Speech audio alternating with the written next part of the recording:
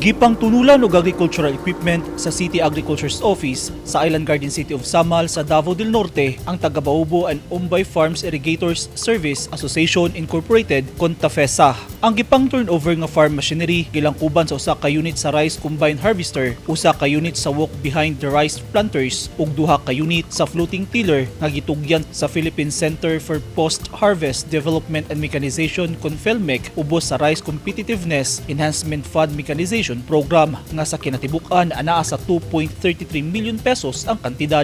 Mipahayag sa iyang pagpasalamat si City Agri OIC Jimwell Rebigan sa lokal nga gobyerno ubos sa liderato ni Mayor Aldavid Uy. Samtang nagkahaytik ang paagi sa pag-uma, buot ni Rebigan nga i-adapt sab kini nga pamaagi ilabi na karon nga nagkaduol ang transition sa digitalization nga halos computerized na ang gamit sa pagtanom ug pag-harvest sa tanom. Gidayeg ni Vice Mayor Lemel Reyes ang pagpaningkamot sa mga mag-uuma sa Samal Island ug gitimbaya ang asosasyon sa gipakitang panaghiusa mao nga napili silang benepisyaryo sa mga farm machinery. Giawhag sab ni Reyes sa mga miyembro sa asosasyon nga magkahiusa sa pagtukod og kooperatiba aron adunay dugang kita. Gipahinumduman ni Konsehal Aldwin Humawas, Chairman sa Committee on Agriculture, ang mga recipients nga ampingan ang machinery. Sanglit kay swerte sila nga nakadawat sa ekipo kay wala pa kini matagamtaman sa mga mag-uuma sa ubang lugar. Tungod sa nadawat nga suporta, nagpasalamat si Tafisa President Jerry Roble sa mga opisyal sa lokal nga gobyerno ug kagro alang sa pagtabang kanila nga mapaabot sa national agency ang ilang request ug naglaom sa padayong suporta